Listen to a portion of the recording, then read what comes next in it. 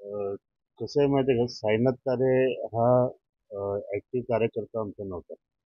आणि कुठे काही प्रसारमाध्यमामध्ये अशी बातमी आलेली आहे की ते शिंदे गटाचे जिल्हा प्रमुख होते, ग्रामीण जिल्हा प्रमुख. पण तसंही त्यांच्याकडे कुठलंही पद नव्हतं. कुठल्याही प्रकारचं त्यांचं ते कार्यरतच नव्हतं म्हणजे. तसं ते कधी भाजपमध्ये दिसायचे, कधी कुठल्या व्यासपीठावर दिसायचे. त्यामुळे शिंदे गटाचा त्यांचा तसा काही संबंध नाही. आणि आता ते कुठल्या याच्यामध्ये ते गेले तिकडे त्याचा ते ह्या याच्याशी काही संबंध नाही आमच्या याच्याशी. आणि त्याच्या पत्नी ह्या नगरसेविका आहेत.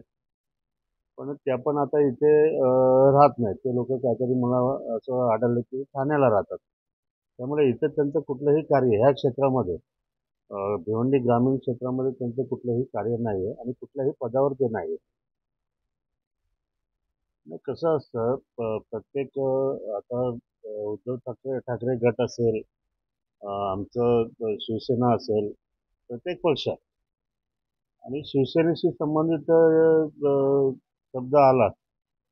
आता समजा उद्धव ठाकरे गट आहे किंवा आमची शिवसेना आहे, याच्यामध्ये एक असं असतं की निष्ठावंताला फार महत्त्व असतं.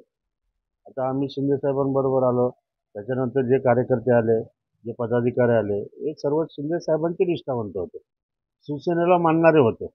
त्यामुळे ते शिवसेना जिकडे शिंदे साहेब जिकडे तिकडे ते आले. तसाच विषय त्यांच्या गटाचा जो आहे. असं तर त्यांच्यामध्ये काही लोक राहिले जेव्हा पक्षामध्ये आपल्या शिंदे साहेबांनी बंड केलं, तेव्हा काही लोक त्यांच्यामध्ये राहिले. ते निष्ठावान राहिलेले आहेत. आता ते निष्ठावान जर कोणी येऊन त्यांच्या उरावर बसत असेल, तर ते त्यांना मान्य होणार नाही ना.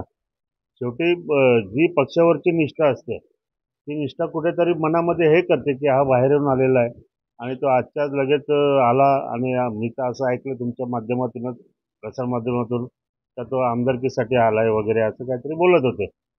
तर ते जे निष्ठावान जुने आहेत उद्धव ठाकरे गटामध्ये, ते मान्य करणार नाही ना, अजिबात मान्य करणार नाही.